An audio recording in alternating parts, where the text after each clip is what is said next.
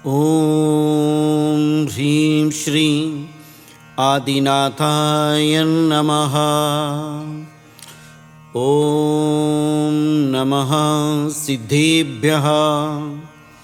ओम नमः सिद्धेभ्यः। ओम नमः सिद्धेभ्यः। श्रोते हो, जय जिनेंद्र। आज आपण भक्तामर स्तोत्रमधील काव्य क्रमांक 29 नंबरचे ऐकायचे आहे, ज्याच्यामध्ये सिंहासन प्रातिहार्य काव्य वर्णन केलेलं आहे। सिंहासने मणिमयूखशिखा विचित्रे विभ्राजते तव वपु कणकावदातं बिम्बं वियत् विलसदंशुलतावितानं तुंगोदयाद्रिशिरसीव सहस्ररश्मी। रत्नांच्या किरणांच्या अग्रभागाने चित्र विचित्र बनलेल्या सिंहासनावर आपले सुवर्णासारखे उज्ज्वल शरीर उंच अशा उदयाचलाच्या शिखरावर आकाशामध्ये शोभायमान आहेत। किरणरूपी वेलींचा समूह ज्याचा अशा सूर्यमंडलाप्रमाणे शोभते।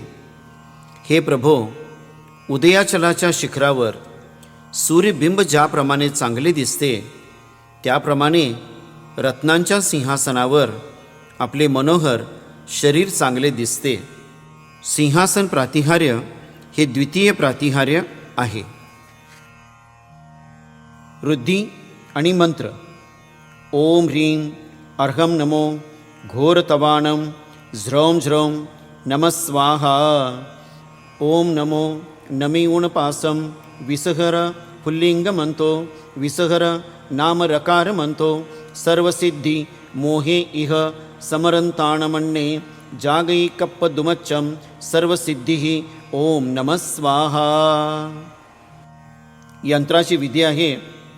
स्नान करून आसमानी रंगाचे निळे वस्त्र धारण करून उत्तर दिशाकडे मुख करून 29 नंबरचे काव्याचे यंत्र स्थापन करावे।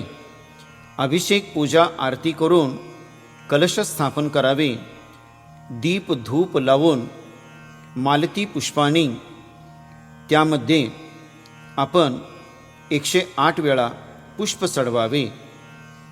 प्रातःकाली दर्भासनावरती सुखासनात बसून उत्तर दिशेला मुख करून निळ्या माळानं प्रतिदिन 1000 वेळा 29 नंबरचे काव्य वृद्धिजाप्य मंत्र याची आराधना करावी। याच्यामुळे नेत्रपीडा नाश होते, विष निवारण होते। ओम ह्रीं सिंहासन प्रातिहार्य मंडिताय श्री आदिनाथ जिनेंद्राय अर्घ्यं निर्वपामिति स्वाहा।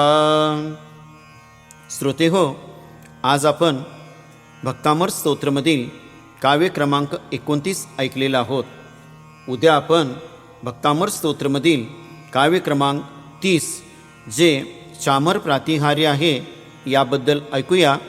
इथेच थांबूया। सर्वांना जय जिनेंद्र।